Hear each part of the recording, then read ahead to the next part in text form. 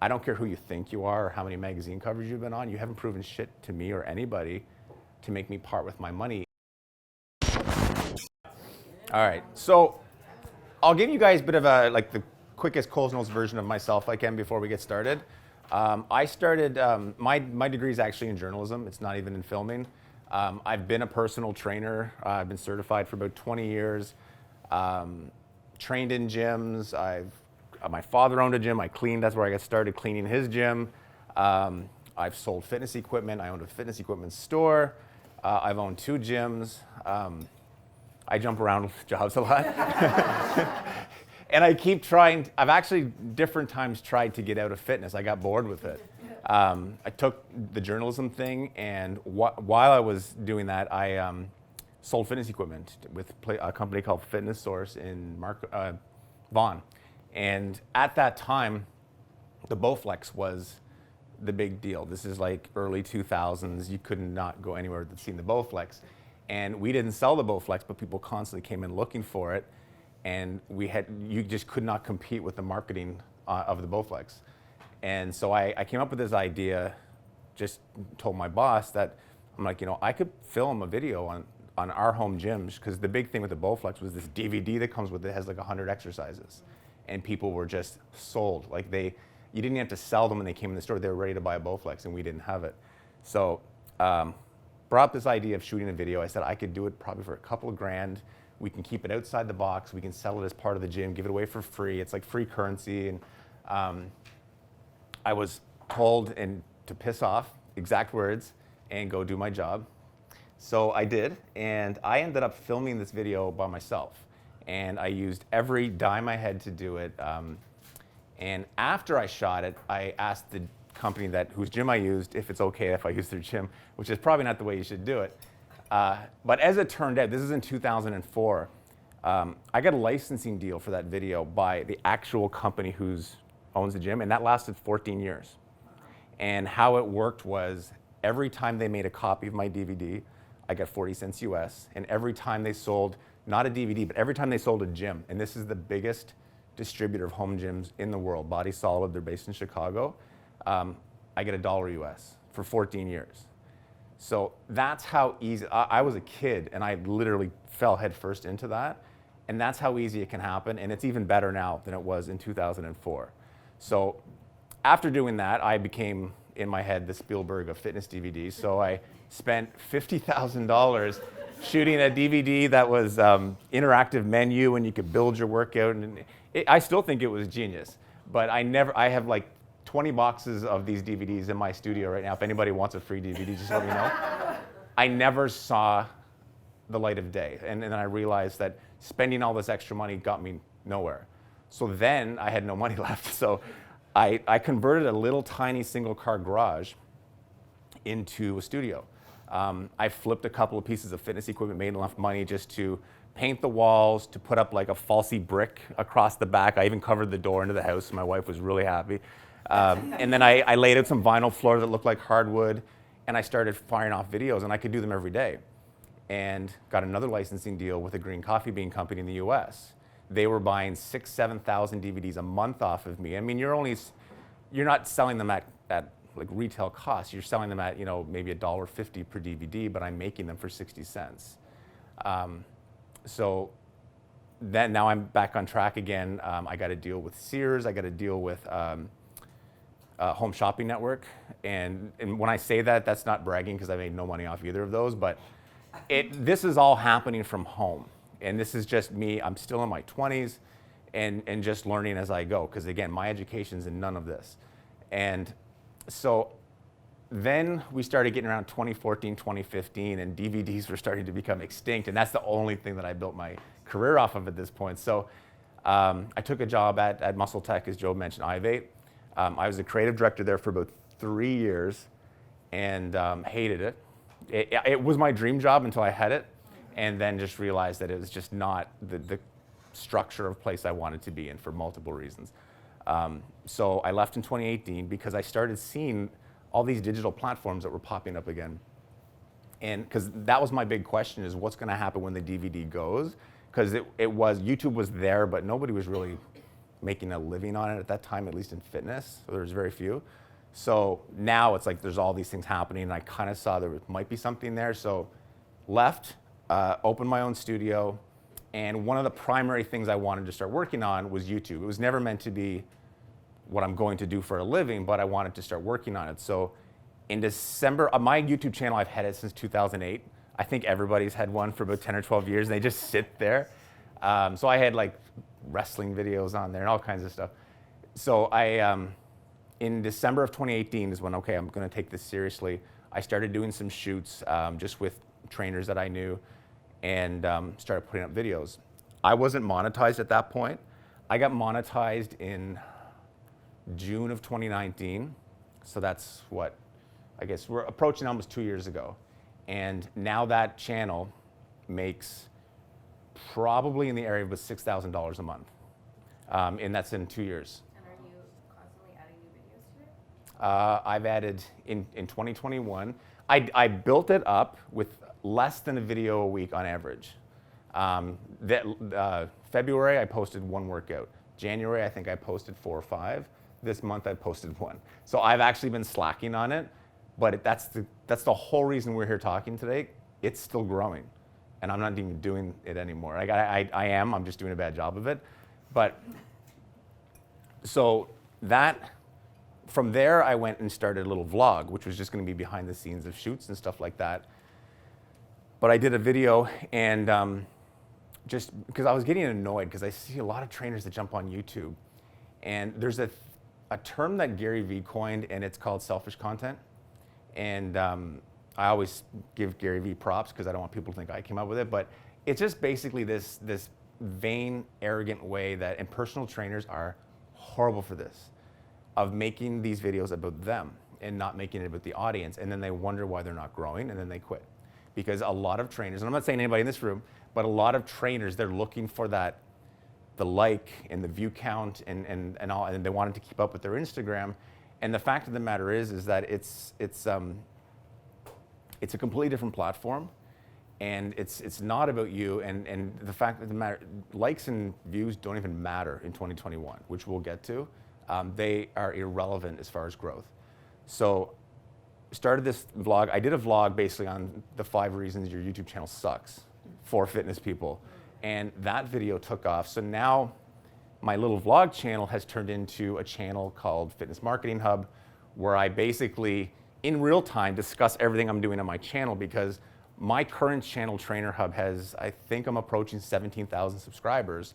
And for it to make the amount of money it's making is not normal. But it actually wasn't that hard to do.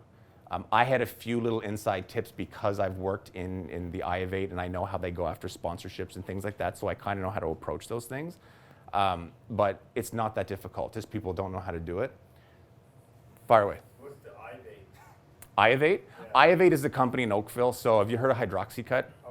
Okay. They do Hydroxycut, Muscle Tech, 6-Star Pro, which sells at Walmart. Okay. They are probably the biggest, if not top 3 of supplement companies in the world. Doesn't mean they're the best, but they're the biggest. Yeah. So I have a question. Just to rewind a little bit, when you set up your first studio in the garage, Yep. sealed up the door. In terms of like the deals that you made with the coffee bean company. Yeah. Like what exactly were you filming? Like just maybe explain that. Like, what were you In the garage? Yeah, like for example. The coffee bean company was actually funny because this guy emailed me 2 or 3 times and I ignored it. I thought it was spam. And finally the guy emailed me, was telling me off, and you're no professionalism, because I wasn't returning his email. I'm like, oh shit, because it was a random email out of nowhere of a guy wanting to order 5,000 DVDs. Oh my gosh. And I'm just like, okay, so I ignored him. Turns out it was real. So I backtracked on that really quick, but he didn't care he didn't want anything in particular. He just wanted DVDs. So that enabled me to actually pull a lot of my money back out of that big Waterworld bomb DVD I did, and then I use these other ones. So in the garage, I did one called Stability Ball 101. One thing I have learned with YouTube and with DVDs, and that is you don't have to reinvent the wheel. Some of the traditional core ways of exercising aren't even discussed anymore because everyone's trying to create some big new thing, and there's there's 2.3 billion people on YouTube, and I bet you 80% of them are beginners. And every one of them has a ball in their basement, and none of them know how to use it. And things like that. So it's a DVD it's a tutorial on 101 different stability ball exercises. And I just hired Jeff Bagshaw to come down. He shot it with me, so we did that with resistance tubing. We did another home gym DVD on a different gym. Just a variety of stuff. I did some stuff with Sharon Mann, which is funny because Sharon's got like 2 TV shows, and then she comes to my garage to shoot stuff. So, yeah. But so just random stuff. There was no real structure to it. And when this guy happened to come out of nowhere, he just wanted DVDs. How he found me, I don't even know. So but he wanted you to make DVDs and videos. He just wanted to buy them. So he wanted you to make like some videos on his product. Nope. He was doing a promotion where you buy his product and you get a free workout DVD. So basically, it's a green coffee bean weight loss thing, and then Yeah, okay, cool.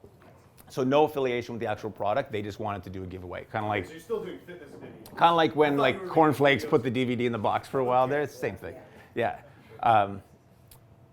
So now this vlog channel, I do videos on that just basically based on different. I've always said that I'm not a genius at any of this. I've just fucked it up so many times that I can stop you guys from going in those same directions. And so I've gone over different things that I've experienced through YouTube and then through the iOvate side of things, where I understand how they pick up people for brand sponsorships and stuff like that, and what you need to look for, what you need to avoid. And so now this channel has 700 or 800 followers, and it is now producing. Last month produced $3,000.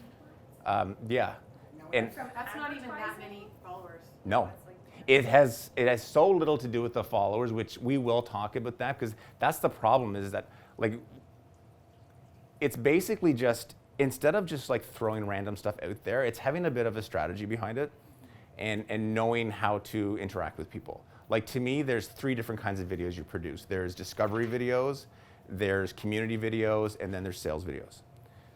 So Yeah, can we review those? yeah, we're all on you're all gonna get the video too. So He's gonna punch it in. Right yeah, I'm gonna sell this to you.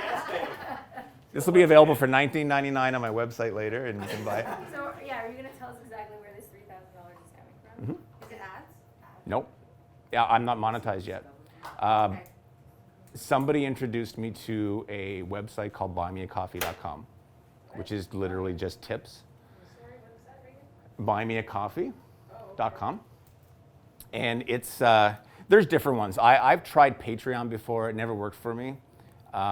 This one, when somebody introduces me to something, I'll try it, because then even if it doesn't work, then I can go vlog about it and tell people it doesn't work. So there's always a rhyme and reason. So I'll just like try all that stuff. Buy Me a Coffee is a place where it's great, especially for trainers and presenters who they worked in a physical environment and then they're basically stuck now because of COVID. Like, let's say you taught classes and now you're trying to teach classes online to make up for your gym being closed or locked down. People can go in and throw some money at you for your efforts if they want. What I did with it was I started selling things. And now I've implemented Buy Me a Coffee into my actual workout channel as well. So instead of doing, I'll go to the workout channel first. Instead of doing like a 30-day program on my channel, my workouts are all very random. There's different things. There's kettlebell, there's sandbag, there's dumbbell workouts, and all that. But people can go to Buy Me a Coffee, and for like $10, they can buy a 30-day program for sandbag training based on the workouts that are on the channel already for free. So what we're doing is we're basically giving them the structure. And we're giving them the videos for free. We're selling them the structure to get in shape, and people are going for that. So you have on your YouTube channel all of your videos, Yep. sandbag, kettlebell, Yep. and then they go to buy. Right, so now it's like- And it's like, here's your 30-day sandbag training Right. program. Because that's, again, when you're dealing with people and like your audience is so broad, and there's so much that they don't understand. So now you can give them, like, they don't know what a 4-day split is, or they're doing like total body workouts every day. And they don't understand. So now it's like, okay, on Monday do this, and then I also have teamed up with people. I teamed up with Elizabeth Lopez and used her sugar cleanse as a nutritional program because I stay in my lane. If you're not a nutritionist or a dietitian, I don't recommend getting too detailed with advice like that because there is still liabilities and stuff. But so doing that, now suddenly she gives me more credibility. I'm giving her a platform to sell her product. And then so that's people can buy these programs and use those to give them some structure as to how to use the channel instead of me coming on and trying to sell an app or selling. And that's one of my pet peeves is I see a lot of people. I've had clients who gave up on their channel too early and then they're popping up on social media trying to sell apps, like $30 a month apps and stuff. And it's like, you have proved, I don't care who you think you are or how many magazine covers you've been on, you haven't proven shit to me or anybody to make me part with my money in the grand scheme of how much is out there.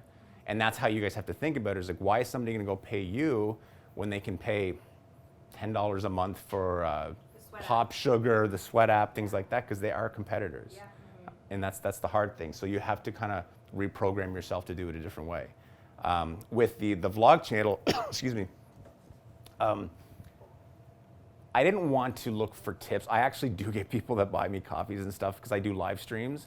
But I started posting little things like, if you have a channel with under 500 subscribers, here's how you would approach a company about a sponsorship.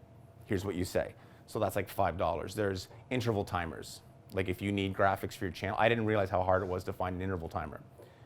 So I'll put different color interval timers, which takes me all of 30 seconds to create, and I'll throw them up there for $5. There's one-on-one consultations to do. There's channel audits.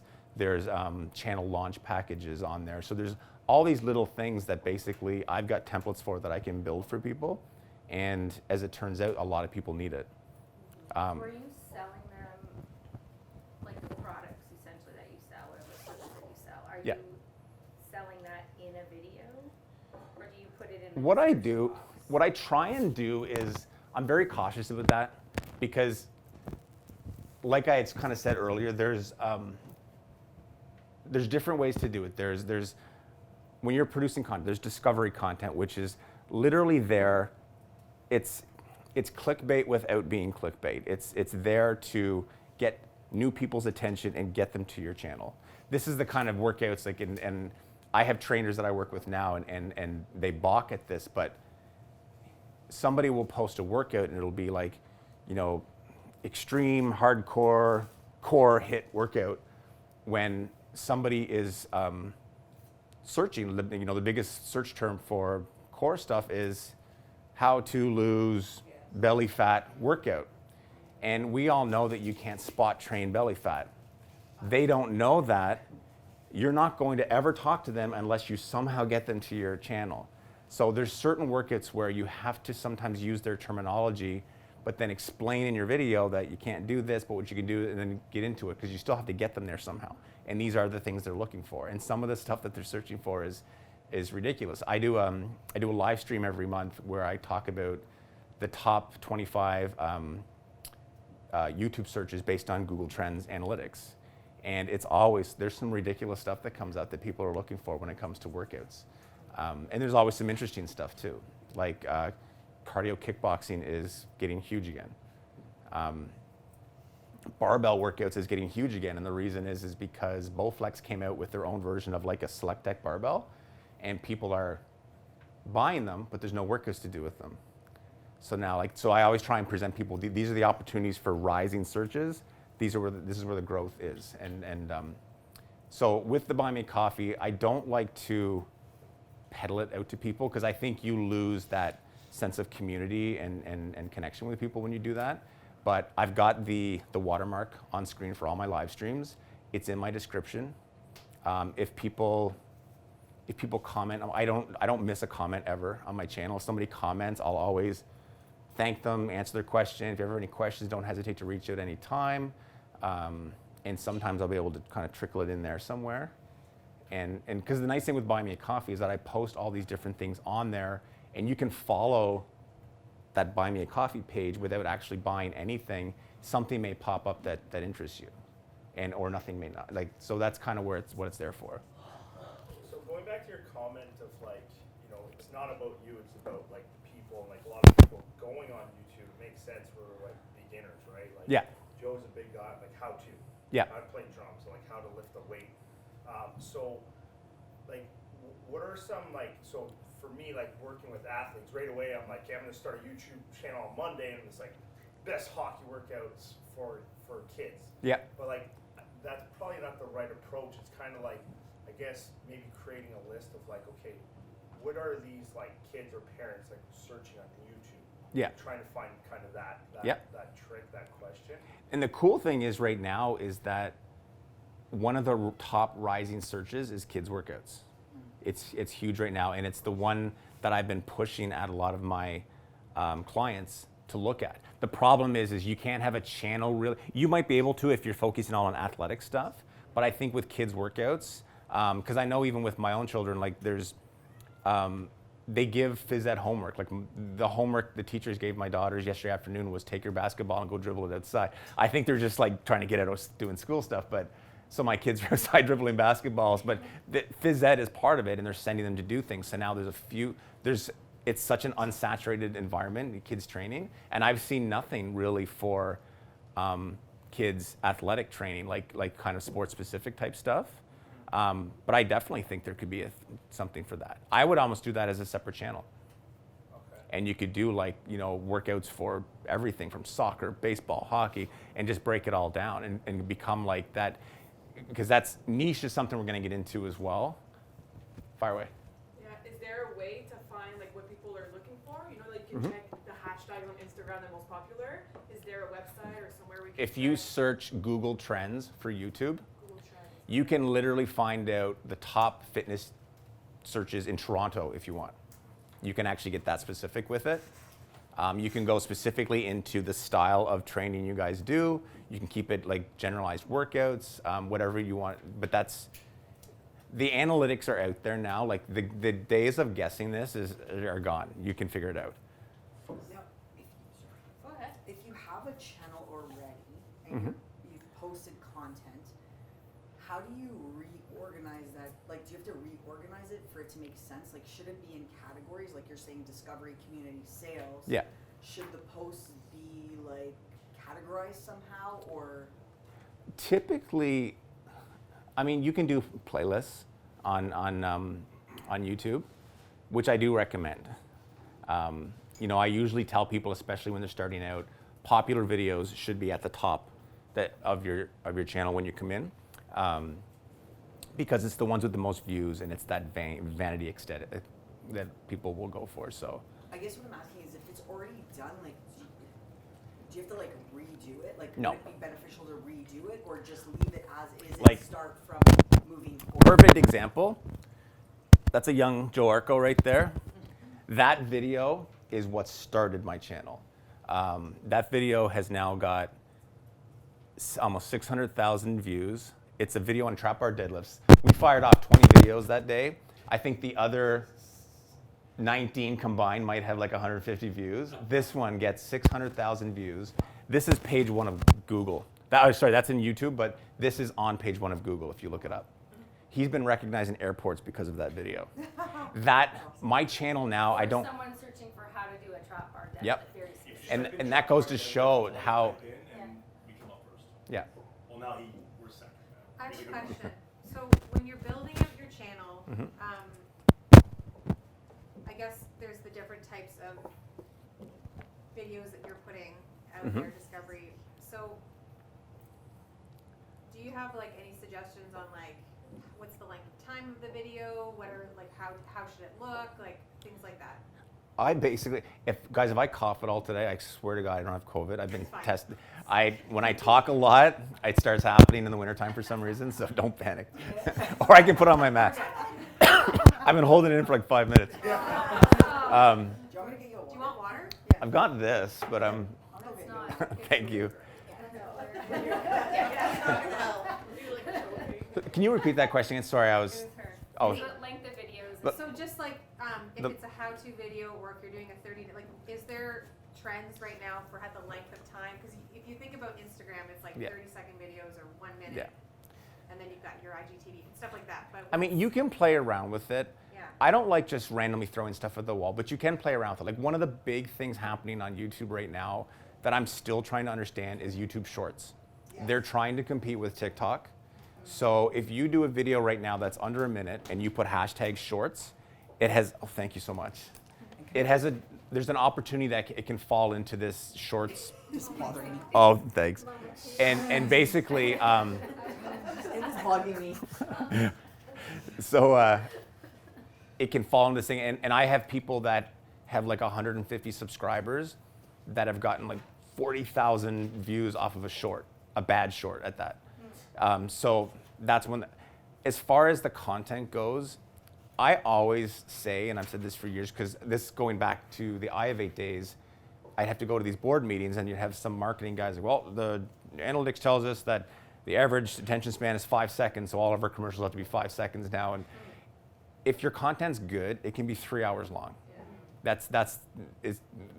I watch the most ridiculous shows from start to finish on YouTube because they're good. They entertain me. There's a guy in Edmonton who goes camping in dumps and stuff, and I'll watch these videos every week. Camping in a dump? He does stealth camping. Look up Camping with Steve. That's your homework for tonight because it's fantastic. No, this guy he admits that he's like the worst camper. Like he'll light tires on fire with a blowtorch to start his fire. Like he's so dangerous, but it's hilarious. And this is a guy that was homeless at one point, and now he makes his living off YouTube.